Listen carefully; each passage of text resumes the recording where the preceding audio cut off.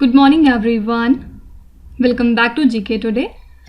और ये है हमारी 35,000 प्लस जीएस एमसीक्यूज़ की सीरीज़, जिसमें हम फिलहाल एंशिएंट इंडियन हिस्ट्री को कवर कर रहे हैं।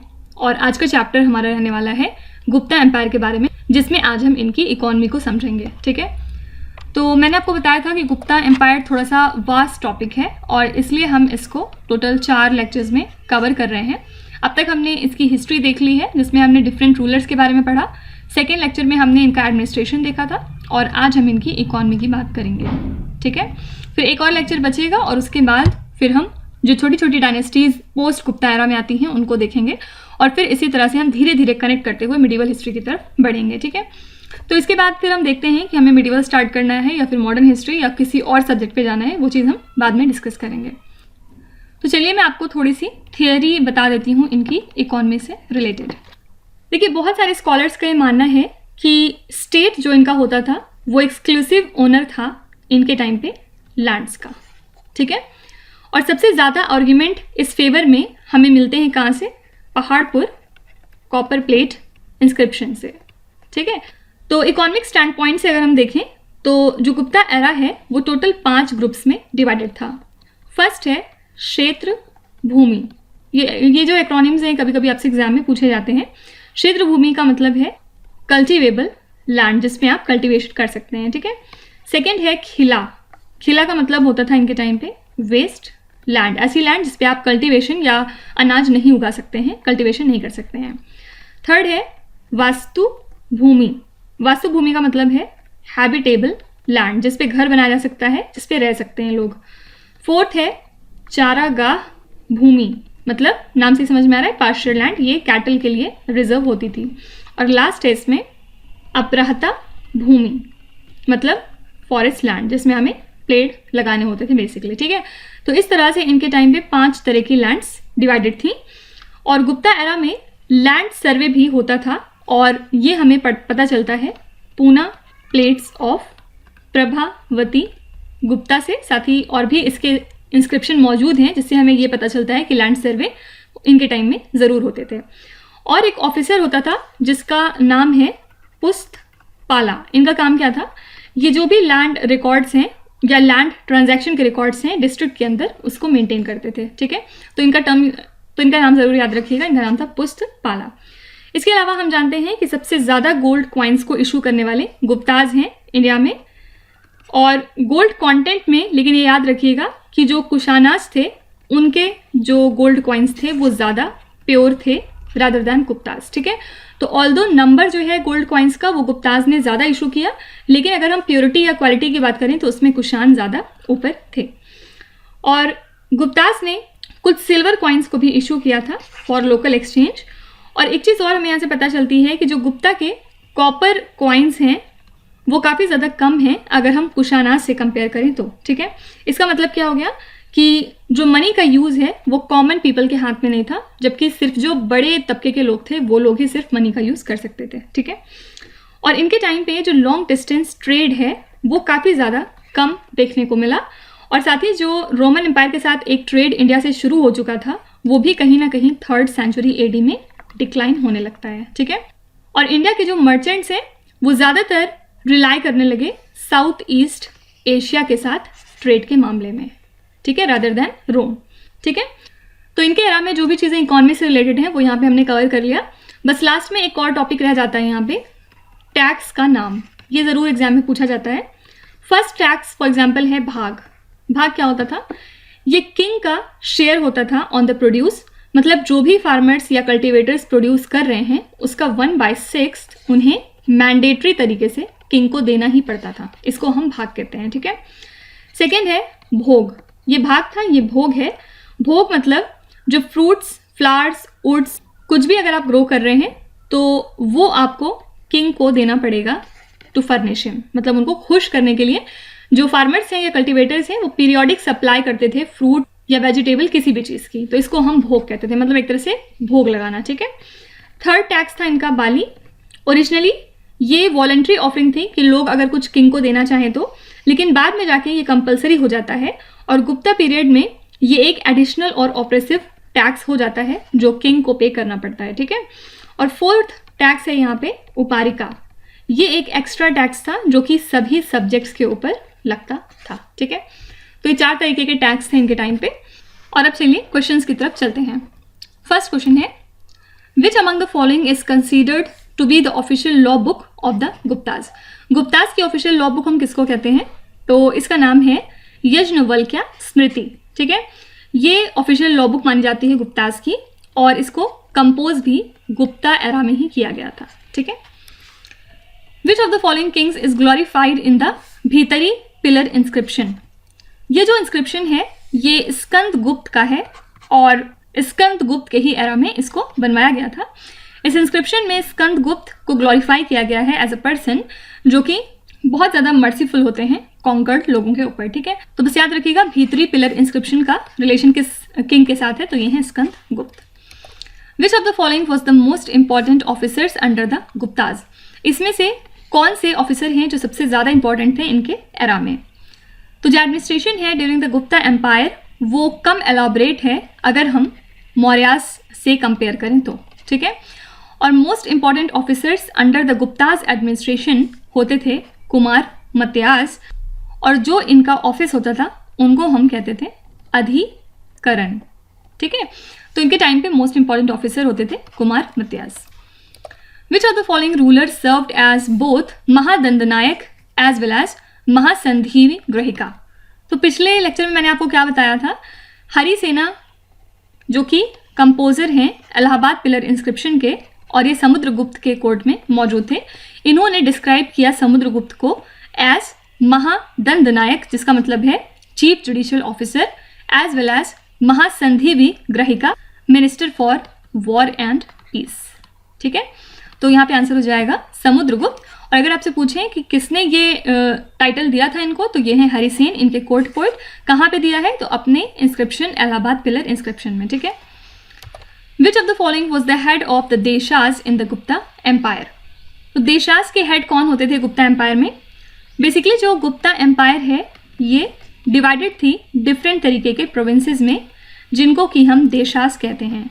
ठीक है, देशाज भी कहते हैं, राष्ट्राज, या फिर आप इनको भुक्तीज भी कह सकते हैं। ठीक है, और जो हेड है इन प्रोविंसेस के उनको हम कहते थे उपारिका। फाइन, उपारिका डायरेक्टली किंग के द्वारा अपॉइंट होते थे। Fine, which of the following was the head of the district during the Gupta period. Gupta era में जो डिस्ट्रिक्ट के हेड हैं उनको क्या टाइटल दिया जाता था? तो provinces during the Gupta period further divided होते थे इनटू नंबर ऑफ डिस्ट्रिक्ट। मतलब first of all Gupta era यहाँ पे देखेंगे, या फिर गुप्ता किंगडम आप कह सकते हैं। गुप्ता किंगडम प्रोविंसेस में डिवाइड होती थी, और प्रोविंसेस फर्दर डिस्ट्रिक्ट्स में डिवाइड होती थी। ठीक है, और जो डिस्ट्रिक्ट हैं इनको क्या कहा जाता था? प्रदेशाज, प्रदेशाज या फिर विषयाज। फाइन, और इनके इंचार्ज कौन होते थे? ये हैं विषयपति। ठीक है, पीछे हमने पढ़ा प्रोविंसेस के हेड कौन है? उपारिका, और विषयपति डिस्ट्रिक्ट के हेड हुआ करते थे। In which of the following parts of India the Vishayas were divided into Vithis. जो विषयाज हैं जिनके बारे में हमने पीछे बात करी, ये कौन से एरिया में फर्दर विथीज में डिवाइडेड होते थे? तो ये ईस्टर्न इंडिया में जो विषयाज थे वो विथीज में डिवाइडेड थे ड्यूरिंग द गुप्ता एरा। मतलब गुप्ता किंगडम पहले डिवाइडेड हुई प्रोविंसेस में, प्रोविंसेस के बाद इसमें ये डिवाइडेड हुई विषयाज में, और विषयाज के बाद फर्दर ये विथीज में डिवाइडेड हुई, और विथीज भी कभी कभी फर्दर विलेजेस में डिवाइडेड होती थी। ठीक है, तो विलेज के जो हेडमैन हैं इनको हम कहते थे ग्रामाध्यक्षा, या फिर आप इनको ग्रामिका भी कह सकते हैं, जो कि विलेज के जो भी अफेयर्स हैं उनको देखते थे with the help of village elders. ठीक है, तो ईस्टर्न इंडिया में ये डिवीजन हमें देखने को मिलता है। In which of the following period the civil and criminal laws were clearly demarcated. किसके एरा में सिविल और क्रिमिनल लॉज अलग अलग हो जाते हैं? तो गुप्ता एरा में जो जुडिशियल सिस्टम है वो काफ़ी ज़्यादा डेवलप्ड हो जाता है अगर हम उसके पहले के एरा से कंपेयर करें तो। और पहली बार ये हमें देखने को मिलता है कि सिविल और क्रिमिनल लॉज जो हैं वो क्लियरली डिमार्केट किए जाते हैं, और disputes regarding various type of property ये फॉर्म करता है सिविल लॉ को, जबकि थेफ्ट और अडल्ट्री वगैरह सब्जेक्ट्स होते हैं अंडर क्रिमिनल लॉ। ठीक है, तो इन दोनों के बीच में क्लियर डिवीजन हमें देखने को मिलता है गुप्ता पीरियड में। In which of the following period elaborate laws were laid down about inheritance. Inheritance के बारे में लॉज और भी ज़्यादा एक्सटेंड होके किसके एरा में आ जाते हैं। देखिए, जो गुप्ता एरा में किंग्स हैं उनका फेयरली गुड जुडिशियल सिस्टम होता है as compare to other kingdoms, ठीक है। और इनके टाइम पे अभी जैसे पीछे बात करी कि सिविल और criminal laws first of all अलग अलग सेपरेट हो जाते हैं और एलॉबरेट लॉज हमें देखने को मिलते हैं रिलेटेड टू इनहेरिटेंस। और अर्लियर पीरियड्स की तरह ही ये जो लॉज हैं ये बेस्ड हैं ऑन द वर्ना हायरार्की, ठीक है। तो यहाँ पे वंस अगेन आंसर है Gupta period. Which of the following was the commander in chief of the army during the Gupta period. Gupta period में जो कमांडर इन चीफ हैं उनका पर्टिकुलर नाम क्या था, आपसे ये पूछ रहे हैं। देखिए, गुप्ता आर्मी की जो न्यूमेरिकल स्ट्रेंथ है वो किसी को नहीं मालूम है, लेकिन ये माना गया है कि जो एम्परर हैं उनके पास एक बहुत बड़ी स्टैंडिंग आर्मी हुआ करती थी। और ऐसा पर्सन जो रिस्पॉन्सिबल है for the administration of the people as well as the army, उसको हम कहते हैं महाबालाधिकृता, ठीक है। ये आंसर हो जाएगा। विच of the following was a tax imposed on temporary tenants during the Gupta period. Gupta era में जो एक टेम्पररी टेनेंट्स के ऊपर टैक्स इम्पोज होता था उसका नाम क्या था, आपको ये बताना है। तो इनके एरा में दो नए तरीके के एग्रीकल्चरल टैक्स अपीयर हो जाते हैं गुप्ता इंस्क्रिप्शन में, जिनको हम नाम देते हैं उपारिका एंड उद्रंगा, ठीक है। उपारिका जो है ये प्रोबेबली एक टैक्स है जो कि इम्पोज होता है टेम्पररी टेनेंट्स के ऊपर, और उद्रंग जो है ये एक तरह का आप कह सकते हैं कि वाटर टैक्स है या फिर पुलिस टैक्स है, ठीक है। तो दो तरह के टैक्स हमें देखने को मिलते हैं एग्रीकल्चर से रिलेटेड, और यहाँ पे करेक्ट आंसर हो जाएगा उपारिका। Which of the following was a type of cess for the maintenance of rights during the Gupta period. तो राइट्स को मेंटेन करने के लिए किस टाइप का एक सेस लगता था इनके एरा में।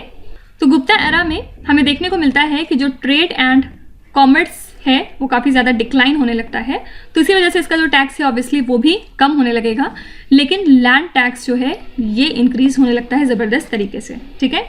और जो टैक्स है वो कलेक्ट किया जाता था from 1/4 to 1/6 of the produce, और हमें एक वता भूता टैक्स नाम की चीज़ मिलती है जो प्रोबेबली एक तरह का सेस हुआ करता था for the maintenance of rites, जो कि परफॉर्म किया जाता था for the winds and the spirits, ठीक है। तो एक यज्ञ से रिलेटेड ये टैक्स है वता भूता। क्षेत्र refers to which of the following during the Gupta period. क्षेत्र किस चीज़ को कहते थे, आपको ये बताना है। तो गुप्तास के एरा में क्षेत्र बेसिकली एक तरह की कल्टिवेबल लैंड थी, और इनके टाइम पे बहुत सारे एरियाज को लाया जाता है अंडर कल्टिवेशन, मतलब कल्टिवेशन काफ़ी ज़्यादा इंक्रीज होने लगता है, और जो एग्जिस्टिंग मेथड्स हैं प्रोडक्शन के उसमें हमें मेजर इंप्रूवमेंट देखने को मिलता है, ठीक है। तो क्षेत्र का मतलब क्या है, कल्टिवेबल लैंड। गबता सरा refers to which of the following, ये क्या चीज़ है आपको ये बताना है। तो हमने पीछे बात करी थी कि लैंड को डिफरेंट ग्रुप्स में डिवाइड किया गया था इनके टाइम पे, जैसे कि क्षेत्र अभी हमने पढ़ा पीछे कल्टिवेटेबल लैंड, फिर खिला था वेस्ट लैंड, इसके अलावा अपराहता होता है जंगल या फिर फॉरेस्ट लैंड, वस्ती जो है ये हैबिटेबल लैंड हुआ करती थी, और गप्ता सरा जो है ये पास्चर लैंड हुआ करता था, या फिर आप इसको चारागाह भूमि के नाम से भी जानते हैं, ठीक है। तो यहाँ पे आंसर हो जाएगा pasture land. Which of the following refers to a perpetual endowment which a recipient could not alienate but could make use of the income accruing from it eternally during the Gupta period. तो यहाँ पे ज़्यादा detail में जाने की जरूरत नहीं है, बस आंसर याद रखिएगा, आंसर है ऑप्शन नंबर बी, ठीक है। Which of the following are certain specific terms of land tenure used during the Gupta period? इनके टाइम पे specific terms of land tenure इसमें से कौन कौन से हैं? फर्स्ट है निवि धर्म, फिर सेकंड है निवि धर्म अकस्याना, थर्ड है अप्रदा धर्म, और फोर्थ है उमिछिद्रलयाया। तो कुछ स्पेसिफिक टर्म्स जो लैंड टेन्योर के लिए यूज होते थे वो चारों ही हैं, आंसर हो जाएगा ऑप्शन नंबर डी। नेक्स्ट है which of the following maintain records of all land transactions in the district during the Gupta period. तो गुप्ता एरा में जो एक पर्सन होता है जिसको कि लैंड ट्रांजैक्शन का रिकॉर्ड रखना होता था, उसको एक पर्टिकुलर नाम दिया गया था, आपको ये बताना है। तो इनके टाइम पे एक ऑफिसर थे जिनका नाम था उस्तपला। इनका काम होता था कि आप लैंड ट्रांजैक्शन के रिकॉर्ड को मेंटेन करिए, और विलेज अकाउंटेंट जो हैं वो प्रिजर्व करते थे इन रिकॉर्ड्स को विलेज के लिए, ठीक है। तो यहाँ पे आंसर हो जाएगा उस्तपला। Agrahara grants were given to which of the following. ऐसे ग्रांट्स किसको दिए जाते थे?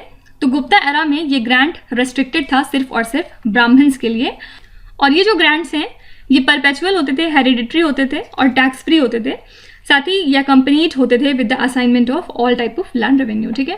तो बस याद रखिएगा अग्रहारा ग्रांट्स सिर्फ और सिर्फ ब्राह्मण्स को दिया जाता था। The villages that were granted to secular parties who also administered them for religious purposes were known as. तो ऐसे विलेजेस जो ग्रांट किए जाते थे सेकुलर पार्टीज को और वो उसको एडमिनिस्टर करते थे फॉर रिलीजियस पर्पस, उनको क्या कहा जाता था?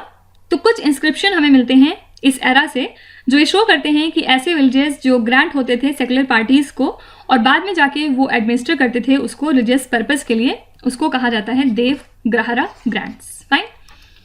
और लास्ट क्वेश्चन है वता भूता refers to which of the following. इसके बारे में पीछे हम पढ़ चुके हैं। गुप्ता एरा में वता भूता टैक्स कलेक्ट होता था और प्रोबेबली ये एक तरीका सेस है for the maintenance of rites जो कि विंड्स और स्पिरिट्स के लिए परफॉर्म किया जाता है। तो यहाँ पे आंसर हो जाएगा option number C, cesses for the maintenance of rites performed for the winds and spirits. ठीक है, तो इसी के साथ हमने इनकी इकोनॉमी को कवर कर लिया। जो भी इंपॉर्टेंट टैक्स या चीज़ें हैं उनको हमने देख लिया है। और कल लास्ट लेक्चर रहेगा गुप्ता एरा का और उसके बाद फिर हम शिफ्ट करेंगे कुछ छोटी छोटी डायनेस्टीज़ की तरफ जिनको हम कवर करते हुए मिडिवल हिस्ट्री इससे कनेक्ट करते हुए आगे चलेंगे। ठीक है, तो कल के लेक्चर में ज़रूर आइएगा, मिस मत करिएगा। आई होप कि ये सीरीज़ आपको काफ़ी ज़्यादा बेनिफिट कर रही है और एंशिएंट हिस्ट्री अब आपके लिए काफ़ी ईजी हो गई है। तो आप अपना रिव्यू कमेंट्स में ज़रूर लिखा करिए जो भी आपको फील हो रहा है इस लेक्चर के बारे में, या कोई अगर आप सजेशन देना चाहें तो वो भी आप लिख सकते हैं। डेफिनेटली हम उसको कंसीडर करेंगे अगर वो रेलिवेंट लगा तो कल फिर मिलते हैं नए लेक्चर के साथ। Till then stay tuned. Thank you so much for watching and please do not forget to subscribe to GK Today. With this, Meenuz Hadsana signing off.